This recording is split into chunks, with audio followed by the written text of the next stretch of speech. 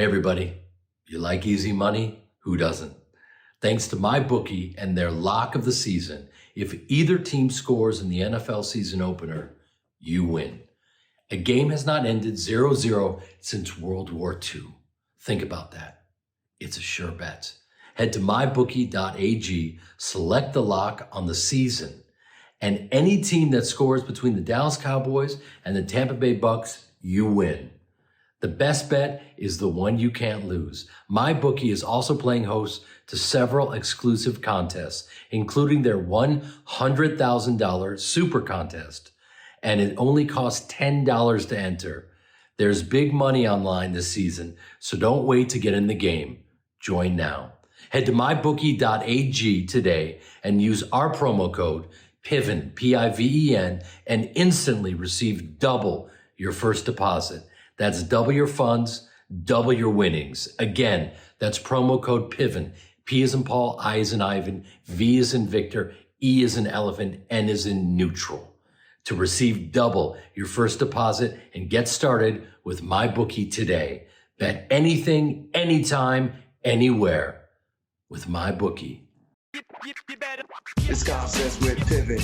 You understand just how we living. This for me is like rap religion. Hope I'm on beat cause we got this Skype. When it come to this, y'all, I can get it hype. When it come to this, yo, calm has risen. How you living, huh? Yo, how you living, Piven?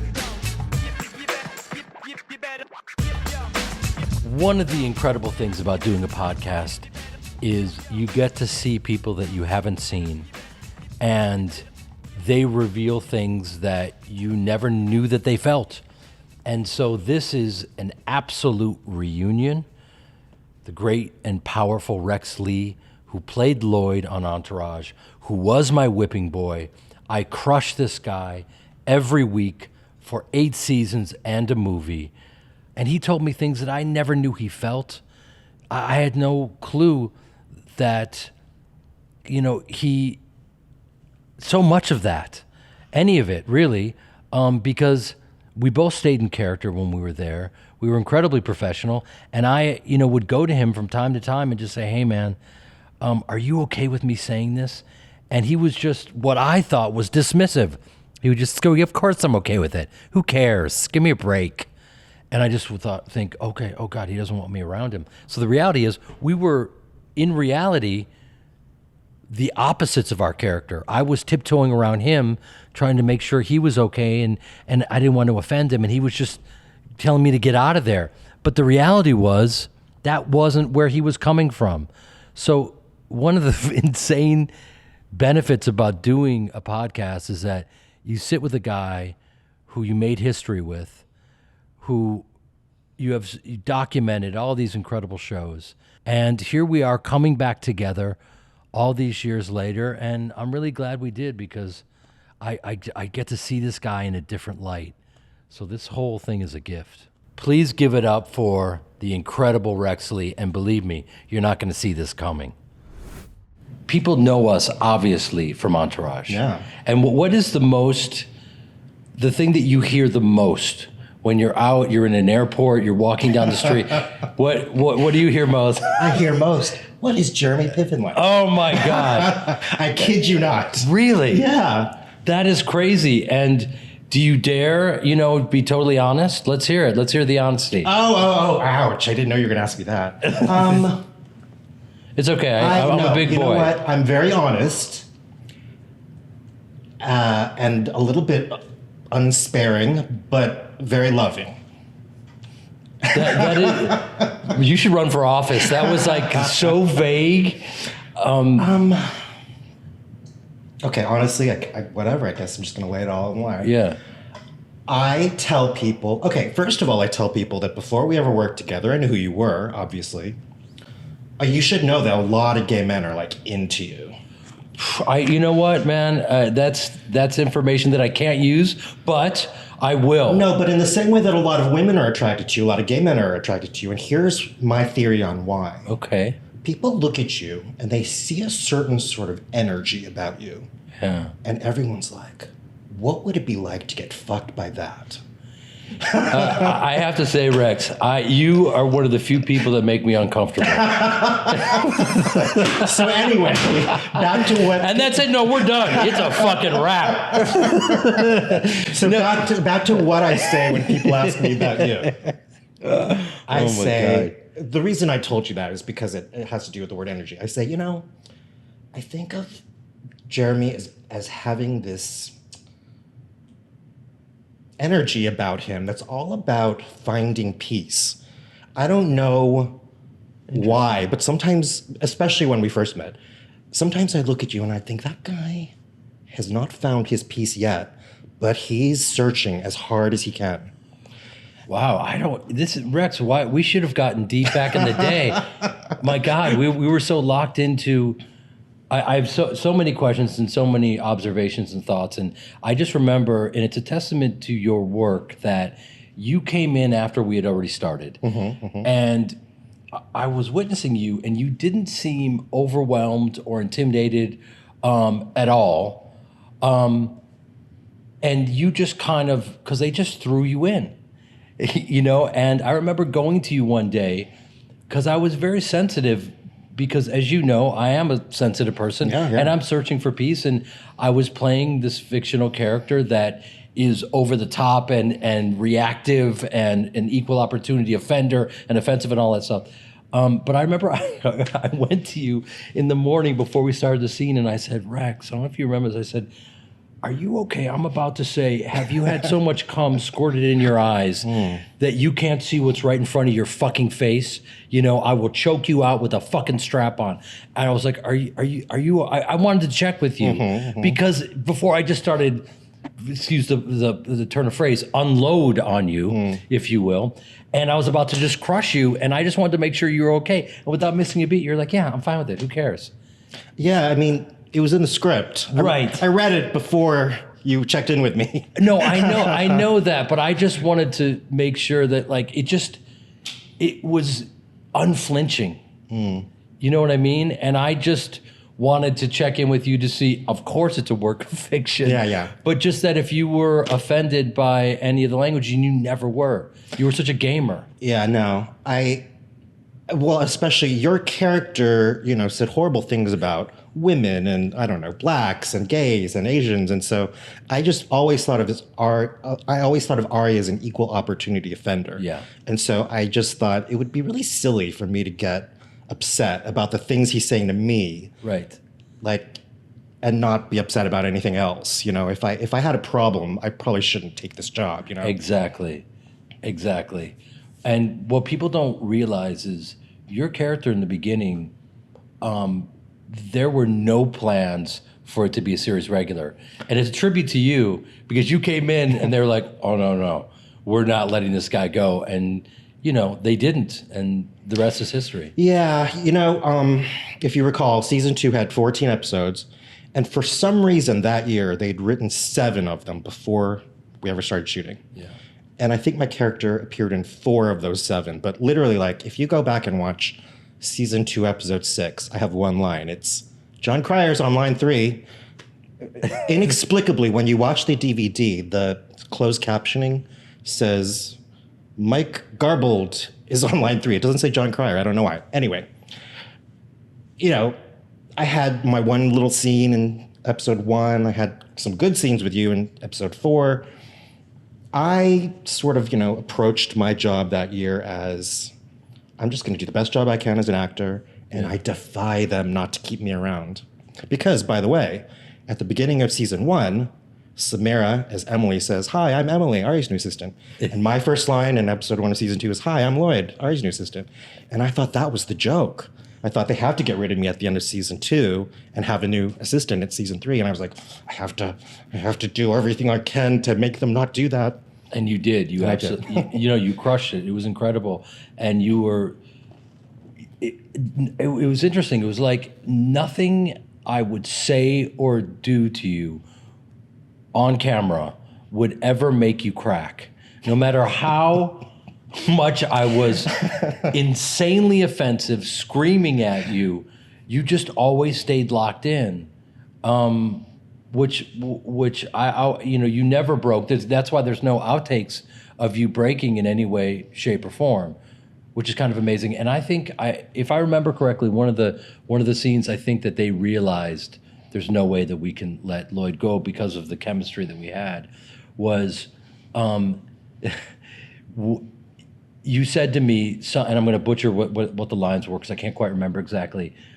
I wanted you to stay on, and you said, well, you have to promise me that you won't make any homophobic slurs and you won't take any shots at me. And I said, listen, I value you, but I can't promise you that. And it was like, and you just and it was just this moment where it was like, your character valued his honesty, that yes, he was this insane tyrant that was wildly offensive, but at least he was straight with you, no pun intended. Yeah, and that, he is what he is. Do you think that our show could exist in this climate? Well, I think it would be a different show. In this climate, the stories would all be about how does Ari exist in this climate that's sort of hostile to his existence. Yeah. But I think it can be done, and I think it could be funny. I think it really would, because he would obviously be walking on eggshells. And he was kind of a modern day Archie Bunker in the way that he was wildly offensive. And yet he was loyal. He was loyal to you. I mean, it was so great. You became an agent by the end. So you had this great journey and everyone was pulling for you. What did the banner say? Do you remember what this? Congratulations on being an Asian instead of agent. Yeah. It's like, congratulations, you're an Asian now. You're an Asian now. That was amazing, completely amazing. So we got to get to it. The urban legend. Do you know it? I do know the urban legend, unless I have it wrong. Well, no, go ahead and tell me what you've heard. I heard, and by the way, there's two sides of every story. This is what's so great about podcasts. You were an assistant at the time to the casting director, and they were looking for a gay Asian assistant, or as Ari Gold would say, a Gaysian assistant. Is that true? No, that's an urban legend. There you go, urban legend. So what's the truth? There are elements that are close to that, but it's not what happened. I was and am an actor. I was in LA trying to be an actor. I wasn't getting anywhere. And so I had to have non-acting jobs. Right. And I was an assistant to a casting director, but a casting director who casts commercials, like somewhere else. Okay. I didn't know Sheila Jaffe. I didn't know Meredith Tucker. I didn't know anyone in that office. Right. I was just a guy that came in to audition. Right. So I wasn't an assistant to anyone casting Entourage at all. That's the part that, I'll be honest, it bugs me a little bit because sometimes people say to me, oh, yeah, I heard that you were an assistant to, in the casting office and they were looking for someone that was like you and you just fell into this. And I'm like, no, I was struggling for so long. Which is great because, it's, I think if people, do you ever get asked by actors or anyone that's starting out, like, do you have any advice? Sure. And what do you tell them? Well, based on my experience, I say perseverance is key. Because look, you and I were both not kids. We were in our mid-30s. Oh, you're outing me. Oh, sorry. That's all right. No, it's okay. You know. I routinely play younger than my actual age. I'm sorry. But, unfortunately, we have Google now. Yeah, that's true. You know what I mean? And I told IMDb my real birthday, early on, which was a mistake. You and I both. But so, yeah, perseverance, because you just have to stay after it because you will get your shot. But, like Shakespeare says, the readiness is all. Will you be ready when you get your shot? And you were ready, and you took advantage of it, which is great. Do you, when people yell something at you in an airport, when you're, wherever, because I'll tell you what I hear. What do you hear them scream at you? They're doing their impersonation of you, yelling Lloyd. Exactly. It's funny because I've been touring the country doing stand-up comedy, and I get on stage and I just hear, Lloyd! Well, that's not appropriate. You're not Lloyd. Why are they yelling Lloyd at you? Well, it's interesting because there's so many different ways to deal with hecklers. And with me, it's different because they're not heckling me or my performance. They're yelling out lines, from different movies or from Entourage, and they're screaming Lloyd. And so sometimes if I hear that, I say, I'm sorry, sir, do you have Tourette's? Are you okay? Can we talk about this? Can we, there are different ways of dealing with them.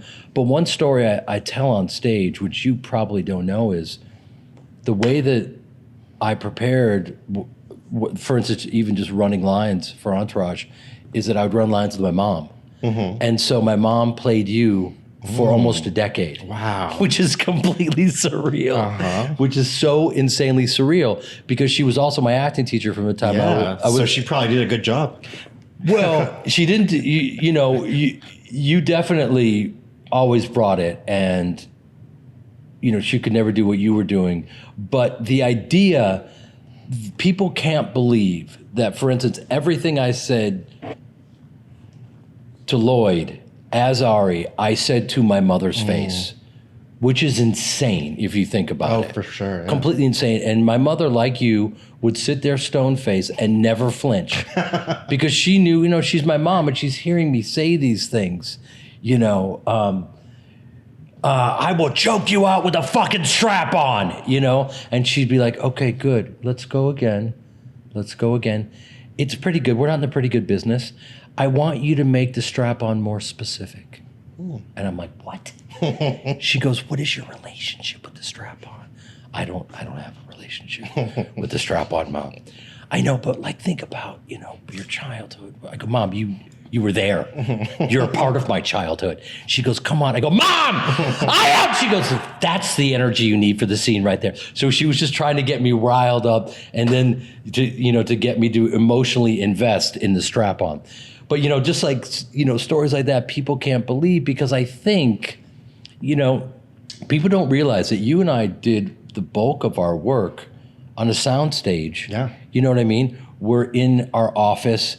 And when people think of Entourage, they think of, oh, okay, you guys were on the boat with the bikinis and the madness. And I was like, no, you and I were rolling calls and screaming at each other. Yeah. The boys were out on location, kind of living the dream, and we were doing our thing. But so they just kind of assumed, who knows what they assumed. It's none of my.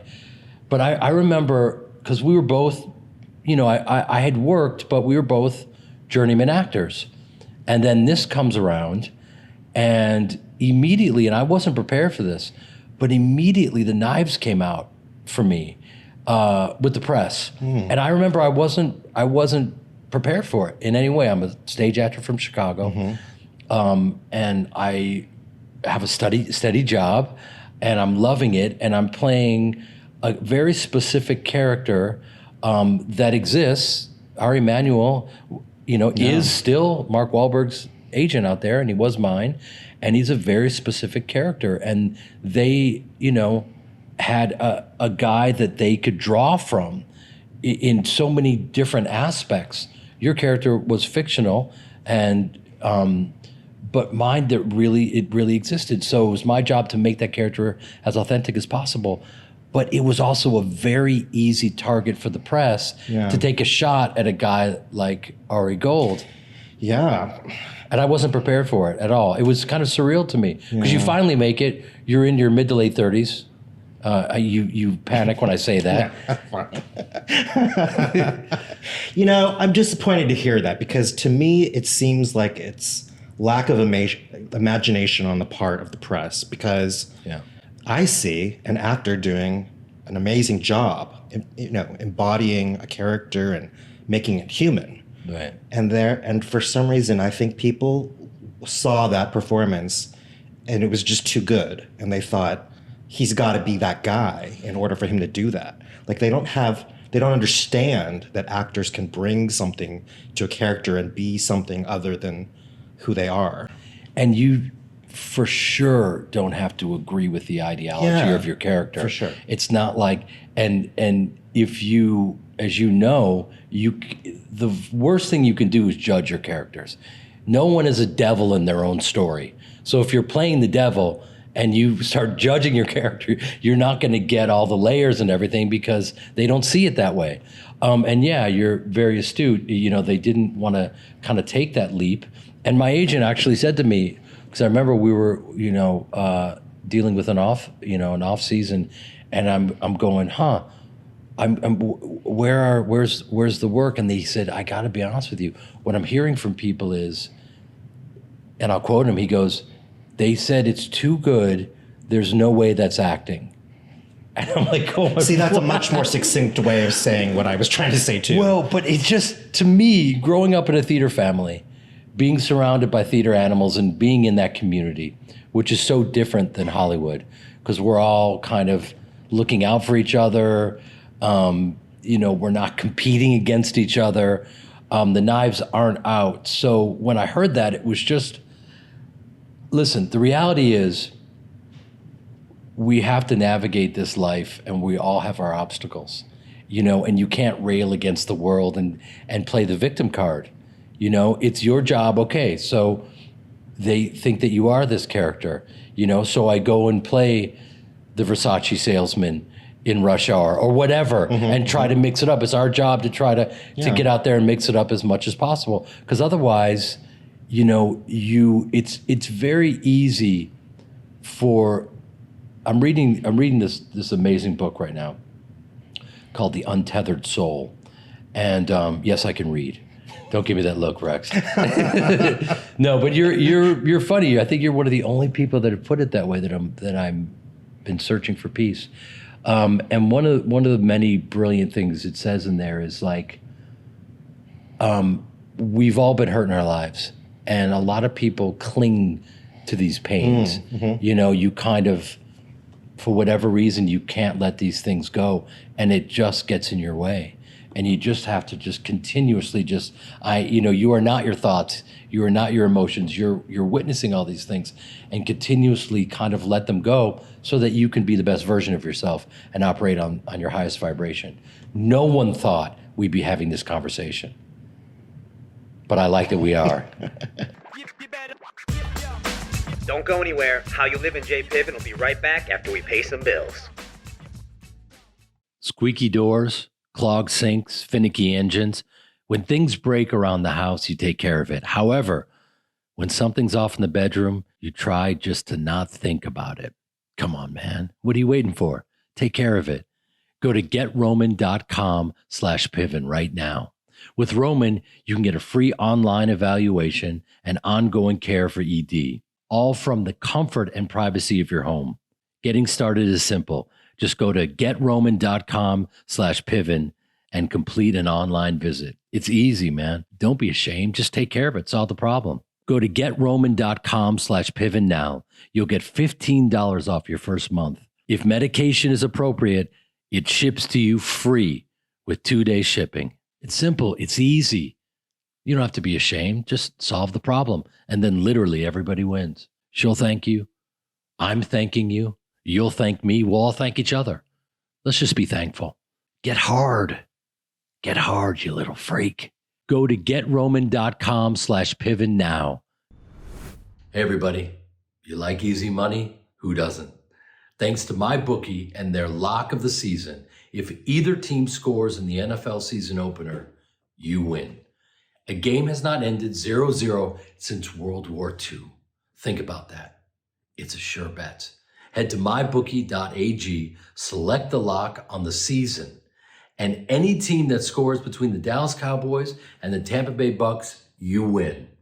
The best bet is the one you can't lose. MyBookie is also playing host to several exclusive contests, including their $100,000 Super Contest, and it only costs $10 to enter. There's big money online this season, so don't wait to get in the game. Join now. Head to mybookie.ag today and use our promo code PIVEN, P-I-V-E-N, and instantly receive double your first deposit. That's double your funds, double your winnings. Again, that's promo code PIVEN, P as in Paul, I as in Ivan, V as in Victor, E as in Elephant, N as in Neutral, to receive double your first deposit and get started with MyBookie today. Bet anything, anytime, anywhere. with my bookie. Listen, to this day, people just want to see more of Entourage, and it's not something that feels dated to people. I don't know what your response has been, but if I get on social media, people just want to know. They're like, "This is my third time binge watching the entire series." I think it's real escapism for people, and they're loving it, and we're living in these really interesting times, that are fascinating, and things are coming to light that needed to come to light. So I'm curious to see kind of what's next. And I know for you, the next thing, or one of the many things that you did afterwards, you went and did a sitcom on ABC that was supposed to be family friendly. I thought it was. It was family friendly. It was, yeah. Listen, when I was on Entourage, I would go to the Hollywood parties, and random agents from all the big agencies in town would come up to me and give me their card, and they'd say, "Why aren't you with us?" And I said, "I don't know. Maybe someday I will be." And then Entourage came to an end, and then I panicked, and I thought, "Oh, fuck, I'm never going to work again." And, Suburgatory just sort of fell in my lap a little bit. That pilot season, that was the pilot season that Two Broke Girls came about, and so they wanted me to come in for that stereotypical guy that had the heavy accent. And I know Matthew, who played that role, and thank God he did, because he did such a good job. But I don't know, I was just like, do I really want to play that guy? And anyway, it didn't go well. Pilot season did not go well, and then out of the blue, they were like, "It's a guest star in the pilot, 1 or 2 episodes. Do you want it? They're offering it to you." I'm like, and I read the script, and it was the best script I'd read that entire year. And I was like, yeah, I want to be a part of this. Where was I going with that story? Just that I was desperate for a job. Sorry, I mentioned all those agents because when it came time to call the numbers on those cards, they were like, "Yeah, we don't think you're going to have a career after Entourage, so we don't want to represent you." So they said that to you? Yeah, basically. So that made me panic even more. So I took this job, and then, it was just like Entourage, where I didn't have a role that was necessarily going to turn into anything, but I just went and tried to be a human, and that character was, in my mind, very different. To a lot of audience members, it wasn't different at all, which is, interesting. So I just had a blast sort of playing this guy who was very innocent and pure and just wanted to please everyone, and I had fun. That was cool. So you've done all these things since Entourage, and you've been as prolific as probably anyone in our cast. Does it bother you when you hear people scream Lloyd at you? Be honest. No, honestly, no. What do you say when you hear that, by the way? Well, the weird thing is if I'm like walking down Sunset and someone's driving by in their car and yell out the window, I'm kind of like, that's so weird. Like, it's not really an interaction, is it? They're yelling at me and then they're gone. Right. So I'm like, that wasn't satisfying. Right. I'd rather have a 2-minute conversation where I say thank you for the compliment, Right. I want to acknowledge that people like me, Right. So that's weird to me that happens. Right. But for the most part, people, by the way, Entourage fans are some of the nicest fans ever. They just, the people that love us really love us. Yeah. And so people are just very, very nice to me and very complimentary, and it makes me feel good. There you go. Well, that's a great way to look at it. Because, by the way, the people that are like E fans or Turtle fans, they sort of see me from afar and they nod, but they don't actually come up and talk to me very much. They're like, I think because they're embarrassed that I wasn't their favorite. So they smile at me, but they keep their distance. Well, what's interesting is we're in people's living rooms, right? So it's this interesting interaction where they think they know us and we don't know them. So they see you as this character and it's the character initially was lower status. You know what I mean? And so you are the assistant. Yeah. They see me as this raging lunatic. So when I see people, they're like, bro, tell my wife she's a rusty cunt bucket. Can you do right here? Can you go ahead? Her name is Elaine. And I'm like, brother, we're in front of a Cinnabon. Yeah. You're in a mall. I'm on a merry-go-round, my man. So you have to understand, it's different for me in the way that people immediately, I can see it. I see it transform. They want to show me their inner douchebag. Wow. They want me to see that they are a douchebag. I have guys come up to me and go, bro, I'm a douchebag because of you. And I'm like, I think you're killing the game on your own, my man. I don't know if do you need me? You don't need me, right? Do they go up to Bryan Cranston, right? The great Walter White, and go, I fucking sell meth and kill people because of you. We're going to have to ask Brian. Yeah, exactly. It sounds like a possibility to me, the way you're presenting it. Why wouldn't they come up to him and say, I'm ideal too? I think it was even Clooney said this, that he noticed from his ER days is that because he was in people's living rooms, they come right up to him. With Brad Pitt, they kept their distance because they're used to seeing him in another setting. But he, when we've been in their living rooms. So for me, it's something that we're never given anything we can't handle. And when people come up to me and they're very aggressive, or if I'm at the urinal and some guy is smacking me on the back and I stopped peeing at urinals. You stop peeing at urinals. Okay, you would think that'd be your favorite place. Good night, everyone. Thank you for coming. See, why would I go there? I was at a urinal, like in the restroom at a museum in San Francisco, right? And just some guy wanted to talk to me. And it wasn't until that moment that I realized I do not enjoy talking to people while I'm peeing, especially strangers. Right. So I was just like, can we talk about this in 5 minutes? Yeah. Just wait a few minutes. Wow, that's a long pee. Wow. Rex, I wash my hands. Right. I take my time. Thank God. Hey, did you hear about that guy who, I think he's in jail now, but he paid somebody like $10,000 to be an extra on Entourage. I interacted with that guy. I was at Sundance one year, and he said to me, I will give you $10,000 if you can get me a job as an extra on Entourage. And it just felt weird and dirty, and I was like, I don't know. And so I didn't do it. But I think someone else did, because he ended up working as an extra on Entourage, like on a day I wasn't working. But now all these years later, he got busted for something dishonest. I think he was like selling scam cures to COVID-19 or something. Really? Yeah. And that was all part of the backstory. Yeah. That's insane. It's part of the backstory because when it hit the news that this guy was arrested, they always identified him as being a person who had been on the set of Entourage.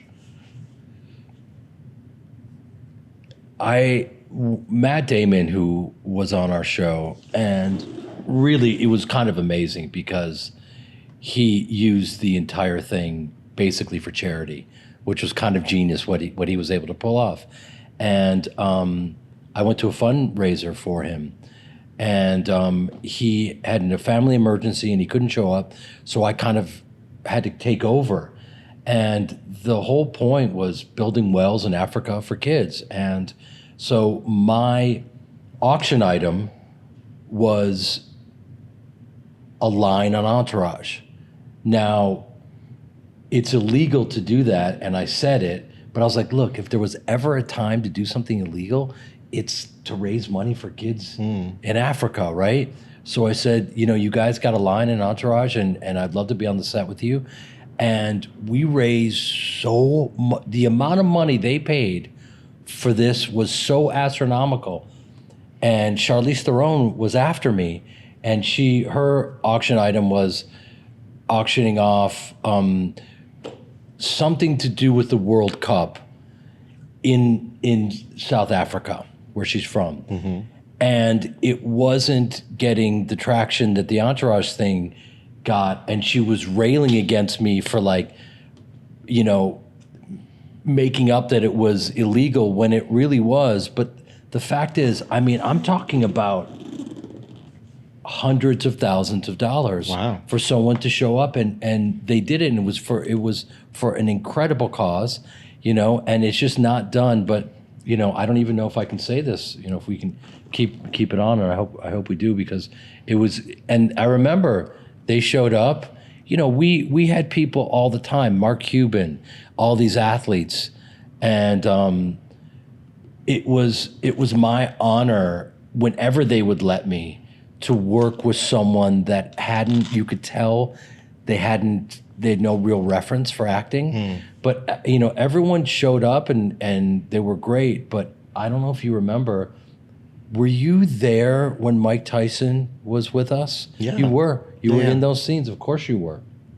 Of course you were. I don't know if you remember this, but so he comes in and we read the scene, or we actually just, as you remember, for me, I had to have my lines down. I had to be ready to go the moment, I'm just one of these people where if it's not memorized, you don't own the lines, then I'm fucked, completely fucked. So there I am with Mike Tyson, and he jumps into the scene, and you could tell he had really worked on it, and he really knew what he wanted to do. But it was very strange watching him do what he wanted to do, because it wasn't him. Basically, I just want something, where I can get in here and do my thing, and he has to be squinting, and he's doing blah blah blah, and I'm going, but wait, what's? And he kept punching certain lines, and I could tell someone told him to kind of accentuate. I want something, I kind of like the Brady Bunch. I want to do something with Cindy Brady, and I was just going, oh, and the director at the time was like, I don't. I go, Mike, let me ask you. I said, just give me a minute to work with him. And so I said, let's what's going on with you, man? What's happening with you these days? He's like, I'm just, basically, blessed to be here. Things are going really well. And also, by the way, and I digress, it's gonna be a very long story, but they used to come to me, the producers of Entourage used to come to me when we would have someone like Mike Tyson, or anyone that's kind of is high profile, eccentric, whatever the case may be, and they would have me come in and talk to them and meet with them to help them get them to do the show. I don't know why they used me like that, but I was honored. I wasn't a producer on the show, but one of them was Mike Tyson, and I just went in there and said, man, I just got to tell you what a huge fan I am. I've been watching every one of your fights, and it's just an honor. And we didn't have very. HBO has great street cred, but there's not a ton of money, and so especially not for guest stars like that. And so they said, Mike, it's only going to be this amount of money, and it was not a lot of money at all. I mean, at all. And he was like, it would be just a really great honor to be a part of it. Thank you so much. I would love to be a part of it. Thank you. And he was just so sweet. And so on the day when we were doing the scene, I just said, Mike, what's going on with you these days, man? And he goes, well, how are you doing? And I go, and he goes, I lost 100 pounds. I said, I'm sorry? He goes, I lost 100 pounds. Basically I'm a vegan, I'm a pacifist. People, they don't really know who I am. And he just started opening up to me. Wow. People have this thing with me, and I'm honored that they feel comfortable with me. And he just started talking. And so what I did was I looked at the guys, and I just went like that, and they started filming. And so I just led him in organically into the scene. Great. And he just like, yeah, I'm just happy, I'm lucky to be here. I'm honored, be a part of this. And I go, well, obviously you love being in front of the camera. Like, what kind of projects are you looking to do right now? And I literally just started saying the lines in the script. And he's just like, I don't know, I'd like to do something, And so he would dance around it, and then I would kind of like get him to start to say certain lines in the script, and we kept going, mixing it up. And then he got comfortable, and he was totally present. And by the end of it, he was just crushing it. You know what I mean? Yeah, so it was a blast to be able to do that. And for them to even let me do that was incredible. And no one knows that but it was until now. Yeah, until now. It was really fun. And I think that people don't realize how important it is to make others feel comfortable on a set. Yeah. Because you're not going to, unless someone, is at gunpoint and they need to get those fear, you're not going to make someone feel incredibly uncomfortable and scare the shit out of them and get a great performance out of them. Yeah. You create an atmosphere where people just feel very comfortable and then they do their best work. But also, as you know, no matter what the vibe is on set, you got to come ready to play. Yeah, for sure. Don't go anywhere. How You Livin J Piven will be right back after we pay some bills. Ever pull into a driveway after a trip to the grocery store only to realize you forgot that one key ingredient for dinner? Now you have options. Get the groceries you need or a backup meal from your favorite restaurants delivered with DoorDash. It's true. They will crush it. What's interesting is, and I'm not making this up right now, I switched over to DoorDash, and I won't name, the other company's Postmates. And the cool thing about DoorDash is, like, I don't know what is happening, but they move at the speed of light. So I'm totally in. So this is easy. For a limited time only, you guys, our listeners get 25% off and 0 delivery fees on their first order of $15 or more when you download the DoorDash app and enter code PIVEN. That's 25% off. That's a $10 value and 0 delivery fees on your first order when you download the DoorDash app in the App Store and enter code PIVEN, Piven. Don't forget, that's code PIVEN, PIVEN, for 25% off your first order with DoorDash. Subject to change. Terms apply. I think just people don't really have a true understanding of what happens on a set. And so just, when I sort of tell stories about behind the scenes or whatever, it's a little bit shocking to them, I don't know. I'm not saying people are stupid, but it's almost like this weird sort of innocent, misguided thought where it's almost like they think, I'm really close to Lloyd, you're really close to Ari, and we come in and it's almost like shooting a reality show where, we're just going to say these things. And it's odd to them that anything happens behind the scenes where, I hated that hair lady. She and I hate each other to this day, that kind of thing. You just hit upon something that is both comforting and offensive at the same time. Because, as you know, the harder you work, the easier it looks. So people thought that you used the word reality, that it was a reality show. So hence, they thought there was no script. Oh, yeah. Do they realize that if we didn't say every single, am I right? You're right. Every single word. Yeah, but I mean, you're very smart and creative and talented, and so you were the king you were the king of the buttons. Goddamn respect in this You were the place. king of the buttons, right? Like, we'd do the scene, and then you'd say something, after we were done saying what was on page. And, more often than not, it was brilliant. So God bless you, my God. Finally! Yes! Truer words have never been spoken. But you're right. Yes, of course. If we were doing a scene and it wasn't close enough. No, not close enough, my man. Come on, be honest. It was for my people, for the Jews, it was like reading the Torah. I mean, it was like every single word. And so it was our job to take these scenes and speeches and to own that dialogue to make it look improvisational. Yeah. And it's a big compliment. They thought it was a reality show. And maybe that's part of why people kind of thought we were these characters, because they thought it was a reality show, which is so insane to me. Now, Doug Ellen, wrote brilliant scripts and great dialogue, and we were incredibly lucky to have it. Part of my background is in sketch comedy and improvisation. So I learned very early on that you stick to the script, and I was always pitching, Okay, when do I pitch? Should I pitch as soon as right after we get the script? Do I do it the night before? Do I do it on the day? I'm always trying to find the right time to do it.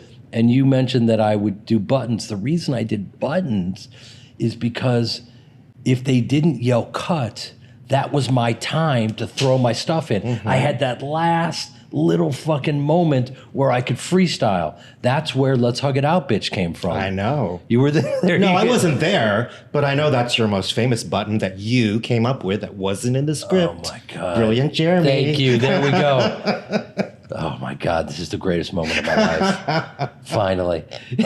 No, I remember Kevin was staring at me, and I know that Connolly is one of these guys who, we couldn't have asked for a better cast. Connolly, it's interesting. The way they cast it, this is going to be controversial and I don't care. I just have to call it like I see it. The way they cast it was they wanted to find, from what I heard, and maybe it's urban legend and we should get to it, that Kevin Dillon walked in the room, and he had just come from playing tennis, and he had these kind of 80s tennis shorts on and this wonderful tan lines. And he just goes, bro, I'm sorry, man. I just came out, was playing on the court. Is there any empanadas here, bro? Or something like that. And they were like, that's the guy. Literally, like, that's the guy.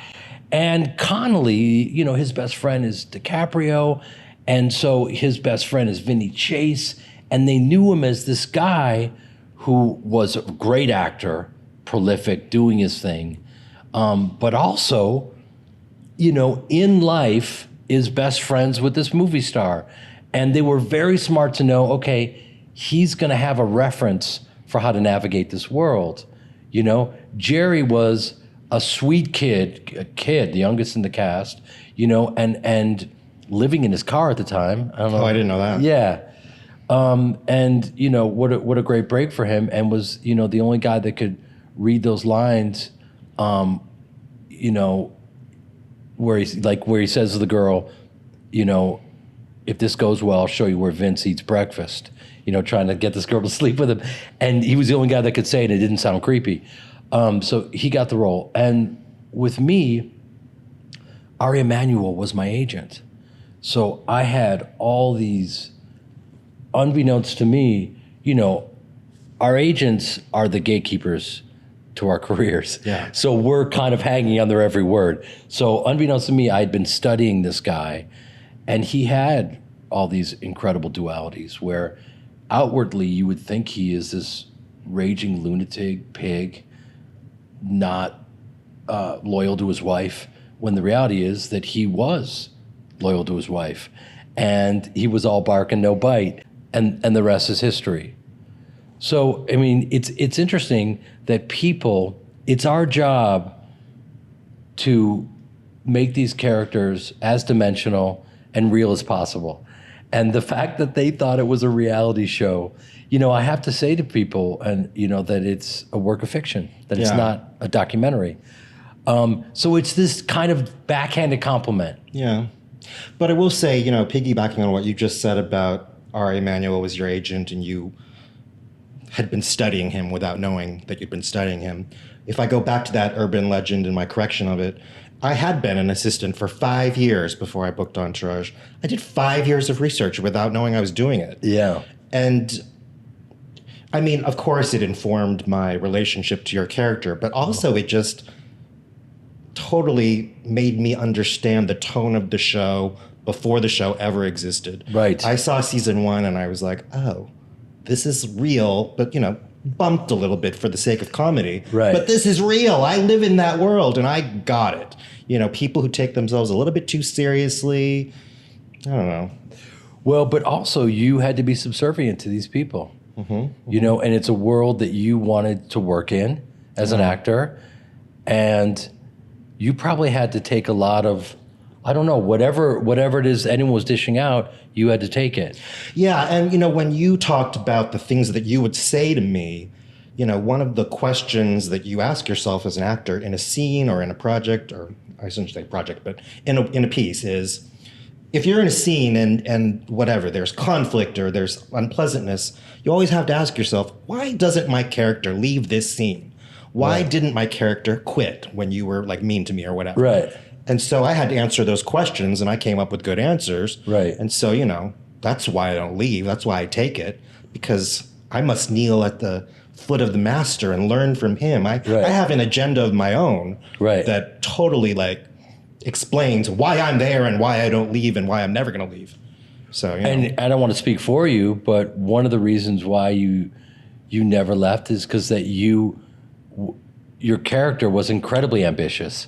Yeah, for sure. And you knew that if you just took all this abuse, that ultimately you'll be an agent and you'll be calling the shots. Yes, but, maybe this ties into that idea that people thought they were watching a reality show.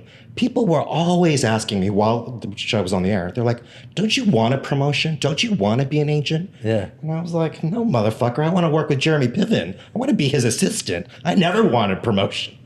And then I got one. Okay, exactly. Lloyd got one. That would actually be amazing to see your character now as an agent dealing in these times. Do you think if there was a spinoff or a reboot, and for instance, Vinny Chase was played by Donald Glover, you know what I mean? And it was, you got to see people from every different background. Could it exist truthfully the way we did it then in these times with still having raunchy and racy language and characters that were inappropriate? I think so. I really do. I'm not saying that if there was, a spinoff or reboot that we should, copy anyone else's work. Having said that, there's a show in France, and I don't know what it's called. It's called something in French, but in English they call it Call My Agent or something. Yes, indeed. Call My Agent, yes. And in that, you don't have to have Vince played by Donald Glover. All of these stars in French cinema are all playing versions of themselves in the same way that, on our show, James Woods played James Woods, but it wasn't him. It was a version of him. Right. A slightly larger than life poking fun at him version. Right. So you're saying err more towards reality in that way. Well, I'm saying you could. Yeah. But that's interesting because we did get some amazing people to play themselves, if you think about it. Yeah. That would be fascinating. But who would be up for playing themselves every week is the question. No, I'm not saying that. It would probably be more like even in the French show, those actors are there for 1 or 2 episodes, Right. And then we're the agents in this story, right? So we have a bunch of clients. So okay, listen. Once upon a time I was at an HBO party and I was drunk off my ass. Okay. And this is when Sue Nagel was in charge at HBO. So I'm like, Sue, and for some reason what I ate at the buffet and what I drank, my breath stank horrible, and I'm just like, my face is a little bit too close to hers, but I'm like, Sue, this is what you do. You make it like the Love Boat. On the Love Boat, there's Captain Steubing and Julie McCoy, cruise director, and every week there are all these guest stars and they have a story. So it's called agency. We're the agents. And then, in this episode, Donald Glover has some sort of issue that Ari has to deal with. But it gets resolved at the end of the episode or after 2 episodes. And then the next episode, it's, Charlize Theron who has a problem, and I don't know. So, you have this influx of people that we have to deal with, and, I don't know. Instead of having a lead fictional star that is the through line. Well, that's been done. We did that. That was Entourage. Right. Adrian played Vince. Mm-hmm. The other boys played his friends. They were fictional. And, Leighton Meester came in and played a fictional character, and I can't remember who else. So what did she say to you? I think she didn't appreciate that I was drunk and was blowing my bad breath in her face, and she was like, yeah, okay. She was sort of like, couldn't wait to get away from me. Hollywood is weird and tough, isn't it? But also, let's be honest. Listen, this was a tough place. This was a few years ago, and at that point, Nobody thought Jeremy Piven wanted to do what came after Entourage. They were like, he did it. He's done. He's moving on with his life and career. Yeah. Nobody was interested in that because they thought you weren't interested. But that's fascinating because there's not, it's this weird combination of there's not a lot of communication. Like when I finished Entourage, I went over to London and for 4 years I did Mr. Selfridge. So it was a period drama, the antithesis of Entourage and all that kind of stuff. Got to work with all these brilliant British actors and it was incredible. But people don't communicate, you know, and like you just said, they assume.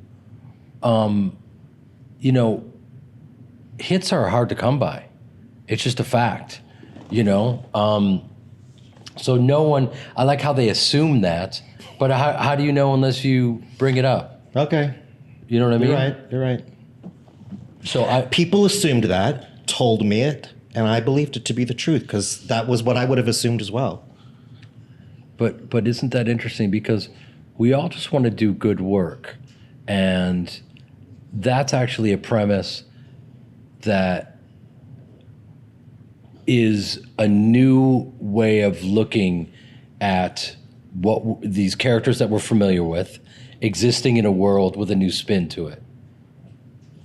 So all we need to do is sober you up. Make sure you stay away from the fucking buffet. All right, Lloyd? That's what they want to hear right now. They want to hear you and me having a flashback. Oh my God. Thank you, the great and all-powerful Rex Lee, everybody. Let's go. Give it up. Oh. Yeah. How You Livin J Piven is a Cast original podcast in association with Common Enemy and Tenderfoot TV. Producer is Kyle Tequila. Theme song by Common. Executive producer for Cast is John Svack. Executive producers for Tenderfoot TV are Donald Albright and Payne Lindsay. Executive producers for Common Enemy are Jared Einson and Dave Osico. Catch all new episodes of How You Livin J Piven every Wednesday, wherever you get your podcasts.